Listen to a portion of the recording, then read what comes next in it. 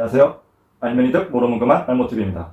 이번 영상에서는 제3금융권에 대해서 이야기해 보겠습니다. 보통 1금융권은 은행, 2금융권은 저축은행, 캐피탈, 보험회사를 지칭하는 정식 명칭입니다. 하지만 제3금융권은 정식 명칭이 아닙니다. 좋은 말로 3금융권이지만 나쁜 말로 과거의 사채, 일수를 일컫는 말입니다. 원래는 3금융권이 아니라 대부업이 맞는 표현입니다. 대부업은 과거의 사채, 일수 같은 어두운 시장이 2002년 제정된 법으로 인해 양성화되어 새로 만들어진 금융권이라고 볼 수 있습니다.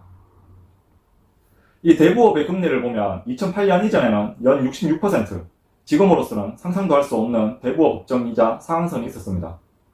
현재 법정 최고금리는 20%입니다. 이 정도 이자는 거의 이 금융권의 캐피탈, 저축은행들과 거의 비슷한 수준입니다. 그렇다면 이 금융권 금리를 더 낮춰야 되는 게 맞지 않을까요? 현재 우리나라 대부업체로 신고하고 영업하는 곳은 법정 이자 이상의 금리를 받는 곳은 없습니다. 대부업의 이자를 보면 대부분 20%입니다. 이들의 금리가 높은 이유는 첫 번째, 대출 신청하는 대부분 사람들이 저신용자이기 때문입니다. 저신용자일수록 자산의 건전성이나 금융 도덕성이 떨어지는 위험 부담도 있고 실제로 20에서 30% 정도는 대출금 회수를 하기 힘들기 때문에 이 손실을 만회하기 위해 높은 금리를 적용할 수밖에 없습니다. 두 번째, 대부업체들은 예금, 저축 등 수신 업무를 할 수 없어 자금 조달이 어렵기 때문입니다. 법적으로 대부업체의 자금 조달에는 많은 규제들이 있어 이자 수익에 의존할 수밖에 없어 금리가 높은 것입니다. 그렇다면 정부에서 법적으로 금리를 더 낮추면 되지 않을까? 라는 의문이 듭니다.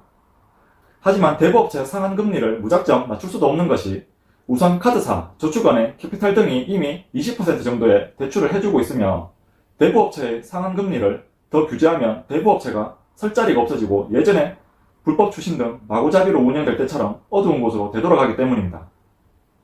실제로 일본의 경우 대부업체의 상금리를 20%까지 규제했다가 상위권 대부업체가 적자로 망하거나 사업을 축소하고 불법화되면서 한 달에 100% 넘는 대출이 성행하게 되었으며 불법 사채 이용자 수도 40% 증가되었습니다.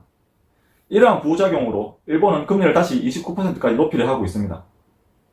대부업체들이 나쁜 이미지가 있지만 그래도 양성화된 대부업체들은 저신용자에게 대출을 제공하는 긍정적인 일을 하며 법의 테두리 안에 있기 때문에 금리와 추심에 있어서 안정적으로 관리가 되고 있습니다.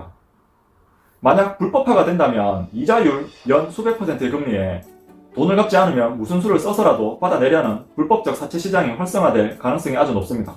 문제는 이 불법 사채는 수요가 있기 때문에 근절을 할 수가 없다는 것입니다. 정상적인 신용인이라면 금융권을 이용하겠지만 대부업조차도 이용할 수 없는 상태에서 급히 돈이 필요할 때라면 길거리에 떨어진 일수, 월변, 전단지에 눈길이 갈 수밖에 없기 때문입니다. 그리고 가끔 금융상식이 부족한 20대 초반의 젊은 사람들이 신용거래 비비로 1금융권과 2금융권에서 거절을 당한 후 대부업을 이용하는 사람들이 종종 있습니다. 이 20대 초반의 젊은 사람들은 대부업과 불법사채에 대한 개념도 없고 계속 거절당한 경험 때문에 묻고 따지지도 않고 돈을 빌려주는 편리함에 돈을 빌려 쓰기도 합니다.